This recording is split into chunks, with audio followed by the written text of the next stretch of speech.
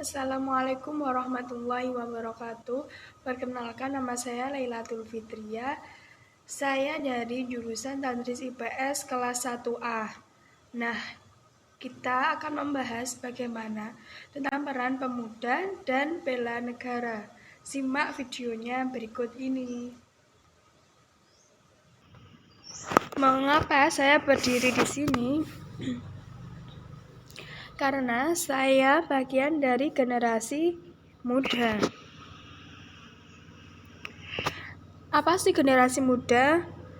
Generasi muda adalah masa depan bangsa.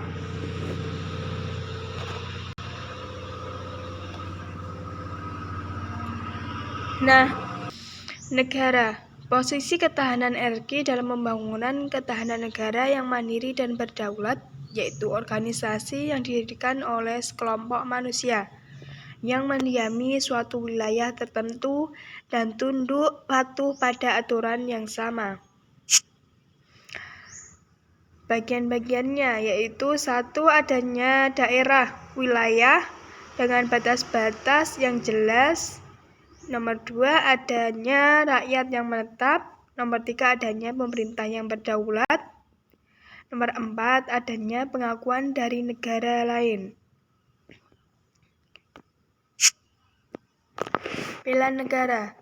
Sikap dan tindakan warga negara yang didasari oleh kecintaan pada negaranya untuk melindungi dan mempertahankan negaranya dari berbagai macam ancaman, baik ancaman dari dalam negeri maupun ancaman dari luar negeri. Motivasi untuk membela, mengapa?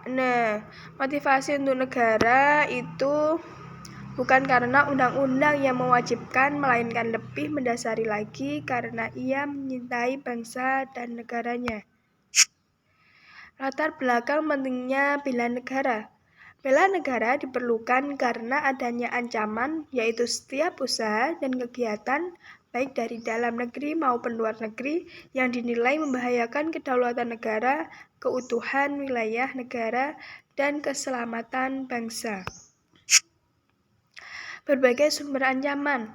Yang pertama, ancaman dalam negeri, konflik antar KLP dan golongan. Yang kedua, KLP separatis. Dan yang ketiga, pemaksaan kehendakan atau kerusuhan. Yang keempat, korupsi. Yang kelima, memudarkan rasanya nasionalisme. Dan yang keenam, kemiskinan dan pengangguran.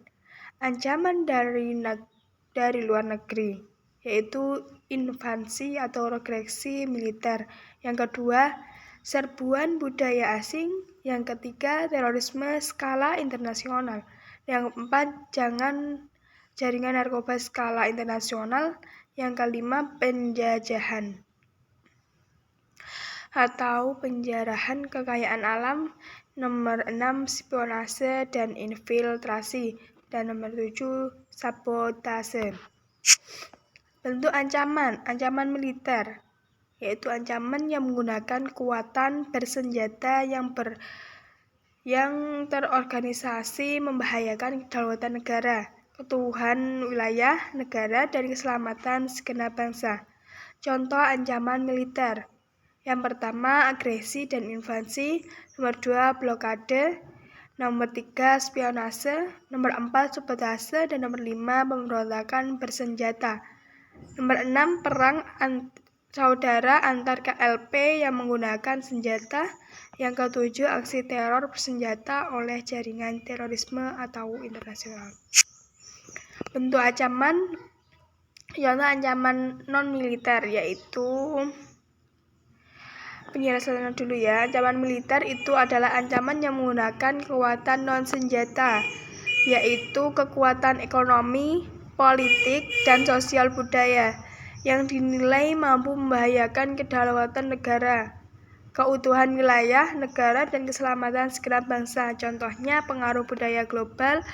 Yang nomor 2, pengaruh ekonomi. Yang ketiga, kejahatan internasional, terorisme, imigran gelap, narkotika, dan pencurian kekayaan. Yang keempat, penyebaran ideologi yang tidak sesuai dengan jiwa NKRI. Peran TNI dalam menghadapi ancaman militer, sistem pertahanan negara menempatkan Tentara Nasional Indonesia (TNI) sebagai komponen utama dengan didukung oleh komponen cadangan dan komponen pendukung. TNI melaksanakan operasi militer untuk perang. Pentingnya partisipasi masyarakat dalam bela negara.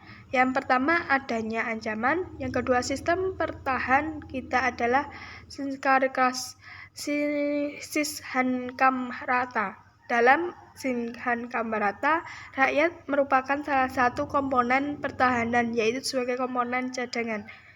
Yang ketiga, globalisasi merupakan kenyataan yang tidak bisa ditolak, yang merupakan ancaman non-militer, sehingga memerlukan keterlibatan masyarakat secara sungguh-sungguh. Bentuk-bentuk usaha pembelaan negara.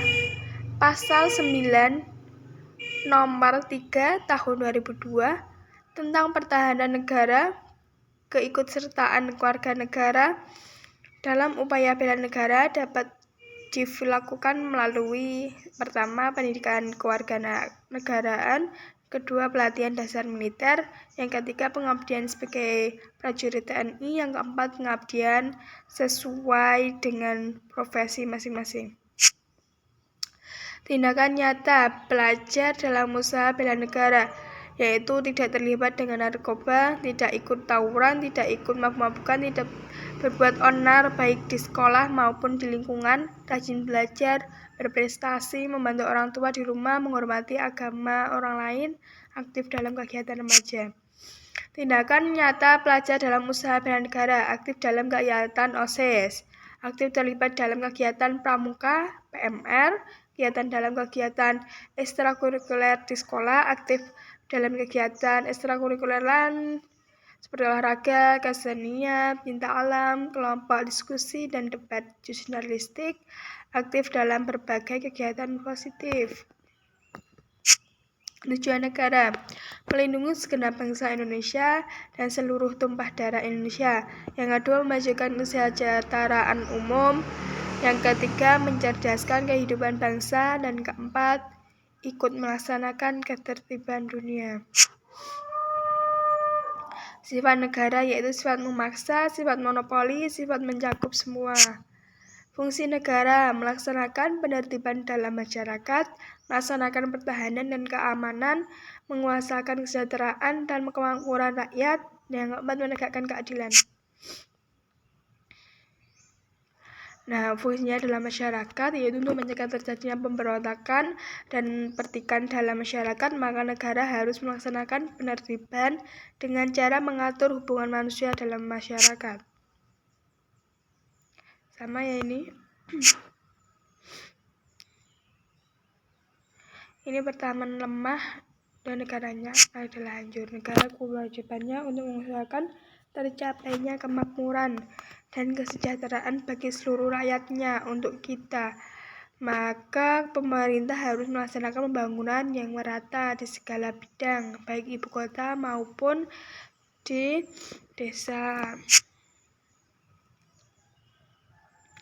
Fungsi keempatnya ini.